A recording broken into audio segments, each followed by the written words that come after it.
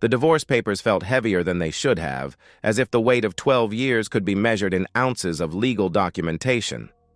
I stood in what used to be our living room, now just mine, and traced my finger along Claire's signature. Bold, confident. Nothing like the trembling hand that had signed our marriage certificate. 3 months earlier, I wouldn't have imagined this moment. 3 months earlier, I was still the fool. It started with her phone. Claire had always been careless with passwords, using our anniversary date for everything. But one Tuesday evening, as she showered, her phone buzzed on the nightstand. I reached for it instinctively, probably Amazon confirming another delivery, and found myself locked out. New passcode. "When did you change your password?" I asked when she emerged, towel-wrapped and glowing from the steam. She replied while looking at herself in the mirror, not at me. "Oh, IT at work made us update everything. Security protocol. After 12 years, you learn to read the angles of avoidance." Then came the receipts. I found one in her purse while looking for gum. $127 at Victoria's Secret. Strange, since our bedroom had seen nothing but decade-old flannel pajamas for months. Another from a restaurant downtown, lunch for two on a day she'd said she was eating at her desk, buried in quarterly reports. The Wednesday book club started in February. She announced, pecking my cheek before heading out, "Finally making time for myself." But she'd return at 11 p.m. smelling of perfume that wasn't hers, something musky and masculine clinging to her clothes like guilt.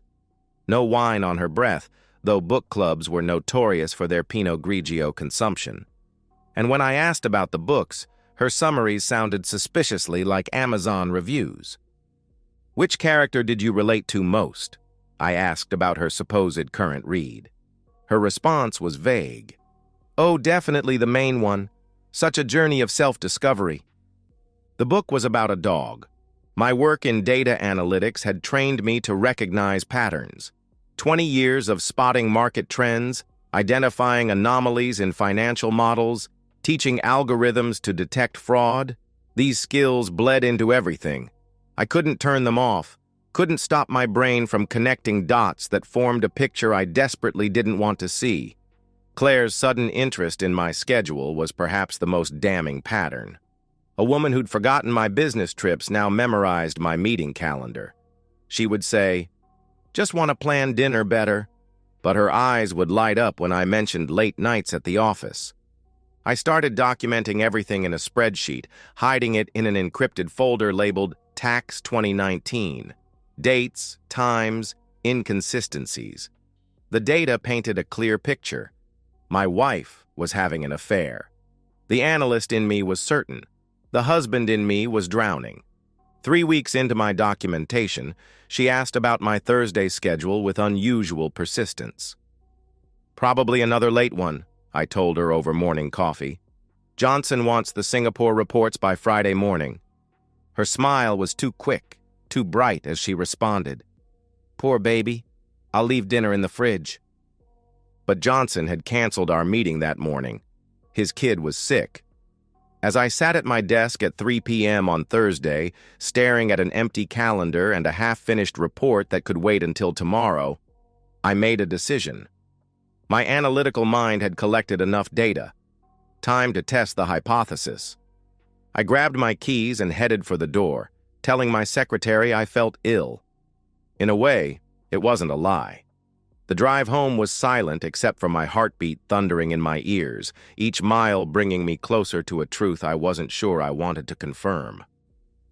The silver Audi in our driveway wasn't Claire's.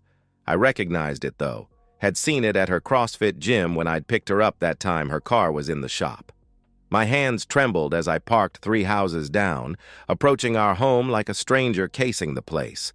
The front door would announce my arrival. It creaked on the 3rd floorboard, but the back door, through the kitchen, opened silent as a whisper if you lifted slightly while turning the handle. Muscle memory from midnight snack runs guided me inside. Their voices floated from the living room, and for a moment, I felt relief. Maybe it was innocent. Maybe her trainer was just... Claire's voice drifted out, but different. lighter, younger somehow. Can't keep sneaking around like this. A man's voice responded, deep and confident. 2 more weeks, babe. After we get the photos, you'll be free. My legs nearly gave out. I pressed against the hallway wall, iPhone already recording. You sure the Rohypnol won't show up in tests? Claire asked. If Ethan suspects... The man cut her off. He won't suspect shit. Man's too trusting for his own good. Besides, Amber's a professional. She knows how to make it look real. My blood turned to ice water. This wasn't an affair. This was something infinitely worse. Walk me through it again, Claire said. I heard wine glasses clinking. The man continued. Simple. Tomorrow night you make his favorite drink. I've already measured the dose, enough to make him compliant but not unconscious. Amber arrives at 9, plays the escort you caught him with. We get photos of them in bed together. You file for divorce Friday morning citing infidelity. With the evidence, you get the house, half his retirement, and monthly support. Claire laughed. Actually laughed. And his reputation at the firm is destroyed. God, Nicholas, you're brilliant. 12 years of playing the perfect wife finally pays off. Nicholas. The name burned into my brain. Nicholas David, her 28-year-old trainer with the MBA and the motivational quotes. I'd shaken his hand at the gym's Christmas party. Nicholas continued. The prenup becomes void with infidelity. Your lawyer confirmed it. Claire replied, 3 times. Ethan was so proud of protecting his premarital assets. Never imagined I'd find the loophole. They kept talking, each word another nail in the coffin of my marriage. They discussed the drug, how Nicholas had connections from his previous job at a nightclub, how they'd tested the dosage on Claire's cousin's ex-boyfriend months ago, just to be sure, how Amber would arrive in escort attire, how they'd position my unconscious body, how Claire would play the devastated wife who'd come home early from book club. My phone captured every word while my mind raced through possibilities. I could burst in, confront them, call the police. But no, they'd deny everything. It would be my word against theirs, and they'd just wait to try again. The strategic part of my brain, the part that had navigated hostile takeovers and corporate warfare, took control. I needed to think 3 moves ahead. They'd given me their playbook. Now, I needed to write my own. I retreated as silently as I'd entered, making it to my car before the shaking really started. My hands fumbled with my phone, scrolling to James's number. James Thornton, law school roommate, divorce attorney, and the only person I trusted to help me navigate this nightmare. Hey, buddy, what's... James started. I interrupted. I need your help tonight. Bring a camera. The good one. With the timestamp. Ethan, what's going on? He asked. I'll explain everything. Just, can you clear your evening? I said. James responded. For you? Always. But you're scaring me. I stared at my house. Our dream home, now a stage for betrayal. I'm about to turn the tables on someone who thinks I'm too trusting for my own good. 4 hours. That's all I had to prepare for the complete destruction of my marriage and the salvation of my future. I drove to TechSpy, a surveillance shop downtown that catered to paranoid spouses and corporate security. The clerk, a bored-looking kid with gauged ears, didn't blink when I bought 3 micro cameras, each no bigger than a button. Nanny troubles? He asked while ringing me up. I replied simply, something like that. Next stop, the pharmacy. I purchased extra-strength sleep aids, the same brand Claire occasionally used, and liquid melatonin. Nothing illegal, nothing that would seriously harm anyone, just enough to return the favor. James met me at a Starbucks near my house, his expression cycling through disbelief, rage, and calculation as I played him the recording. Jesus Christ, Ethan, this is attempted assault. Conspiracy to commit fraud. We need to call the police, he said. I shook my head. With what proof? A recording that might not be admissible? They'll deny everything, lawyer up, and try again when I'm not expecting it. I pulled out my laptop, showing him the plan I'd sketched out. I need them to hang themselves with their own rope. James studied my notes, his lawyer brain engaging. The cameras are legal. It's your house. The recording too, since you were present. But switching the drinks, I finished his thought, is exactly what they plan to do to me. Except I'm using her own sleep medication. Nothing illegal, nothing harmful. Just enough to make them vulnerable to their own scheme. And you want me to? James began. I explained, document everything. Stay hidden, but ready. If something goes wrong, if they actually hurt someone, you intervene and call 911. But if it goes as planned... James nodded slowly. They wake up to find their plan backfired spectacularly. I returned home at 6:47, 13 minutes before my usual time. Claire was in the kitchen, humming while she cooked. Rosemary chicken, my favorite. The domesticity of it made my stomach turn. "Hey, baby," she called out, not turning from the stove. "Good day?" I replied casually. The usual. I kissed her cheek, tasting betrayal in her familiar perfume. Smells amazing. While she plated dinner, I installed the first camera in the living room, tucked into the bookshelf between two never-read novels. The second went in our bedroom, positioned on my dresser behind a cologne bottle. The third I kept in my pocket, insurance. Claire announced cheerfully, "I'm making you a special drink. You look tired." I accepted it graciously. "Thanks, love." The endearment tasted like ash. "Actually, let me grab some ice." In the kitchen, I set my drink on the counter while opening the freezer. My phone rang. James, right on schedule. I called out to Claire, "Babe, can you check if I left the garage door open? James is saying someone's been breaking into cars in his neighborhood." The moment she stepped outside, I worked fast. Her wine glass sat on the counter. I added the liquid melatonin, stirring quickly. My whiskey went down the drain, replaced with apple juice and food coloring from the back of the pantry. 20 seconds, maybe less. She returned with a slight frown. "It's closed." I replied casually, "Better safe than sorry." I took a sip of my fake whiskey, letting her see me swallow. "This is perfect, by the way. You always know just how I like it." We ate dinner in a parody of normalcy. She asked about my day. I fabricated meetings and deadlines. I asked about her book club. She invented plot points from a novel she'd never read. Two liars at a table, each thinking they were the only one. At 8:15, Nicholas arrived with practiced casualness. "Hey, sorry to interrupt dinner. Claire mentioned you might be interested in personal training packages." Claire jumped in with impressive acting. "Oh, right. I forgot to mention, Nicholas stopped by the gym today asking about corporate discounts." I played my part, yawning widely. Sure. Come in, though I'm pretty beat tonight." Nicholas settled on our couch with suspicious comfort, launching into a presentation about fitness goals and nutrition plans. I nodded along, letting my eyelids droop, taking another visible sip of my decoy drink. I stood, swaying slightly. "You know what? I'm sorry, Nicholas. I'm just exhausted. Claire, can you handle this?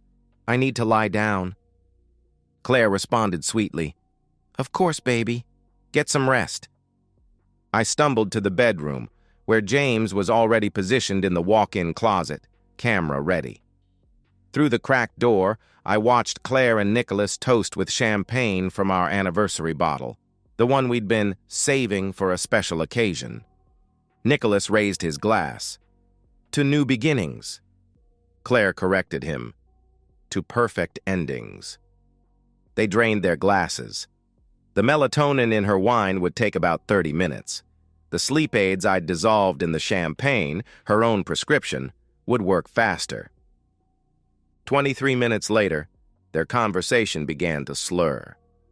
28 minutes, and Claire was leaning heavily on Nicholas.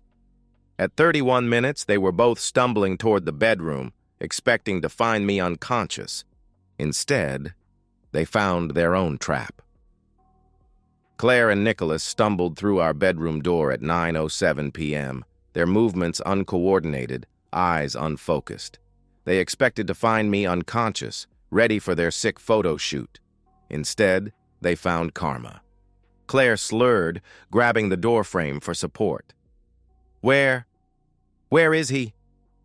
Nicholas tried to answer but swayed dangerously, his hand missing the wall by inches. They both collapsed onto the bed, fully clothed, compromised by their own weapons. James emerged from the closet, camera rolling, while I checked their pulses. Steady, strong. They'd wake up with nothing worse than a headache and the ruins of their lives. James muttered while documenting everything. "This is surreal. They actually brought the drugs. They actually planned this." The doorbell rang at 9:14. Amber. I'd almost forgotten about the third conspirator.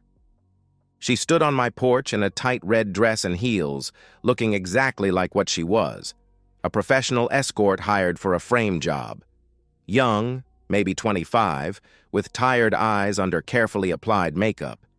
She said, clearly confused, "You must be Ethan. I'm supposed to meet—" I interrupted. "Claire and Nicholas. I know." I held up my phone, showing her a photo of them passed out. "The plan's been canceled." Her face went pale. "Look, I don't want any trouble. They said this was just photos, that you'd be agreeable." I explained calmly. "They lied. They were planning to drug me and use you to destroy my life." I pulled out my wallet, counting out $500. "This is for your time and your honesty. I need you to write down everything they told you, everything they planned. Date it, sign it. My lawyer will notarize it tomorrow." Amber studied my face for a long moment. "He said you were an asshole who cheated first. Said this was payback." I replied honestly, "I've never cheated on anyone in my life." Something in my voice must have convinced her. She took the money and the paper I offered, writing out a detailed statement in the kitchen while I made her coffee. Her real name was Jessica. She was working her way through nursing school. She'd done 3 similar jobs for Nicholas before, all divorces, all cheating spouse setups.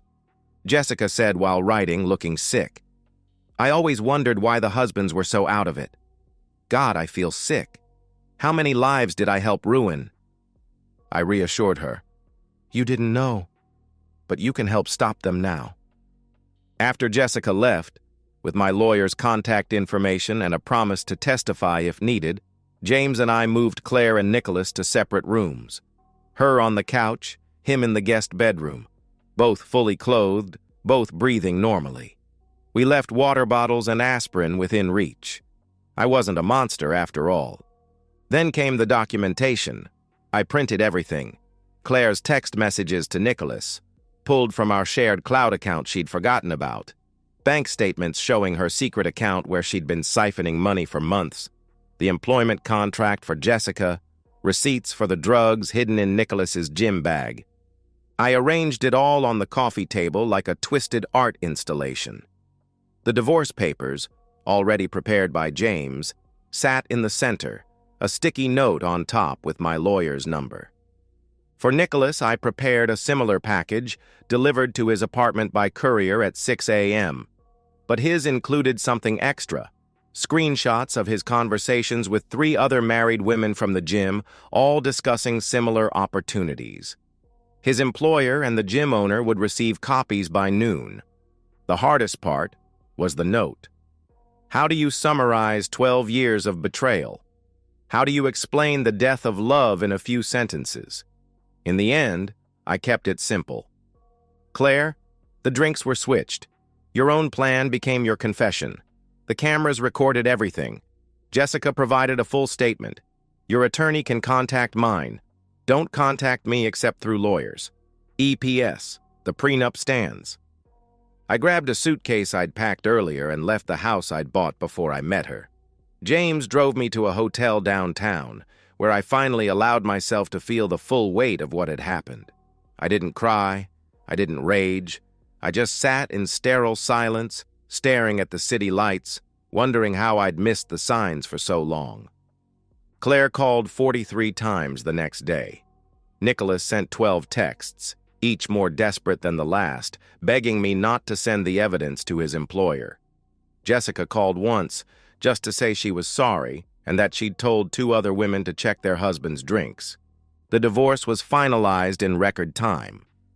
Claire's lawyer, faced with evidence of conspiracy to commit assault, fraud, and blackmail, advised her to take the first offer.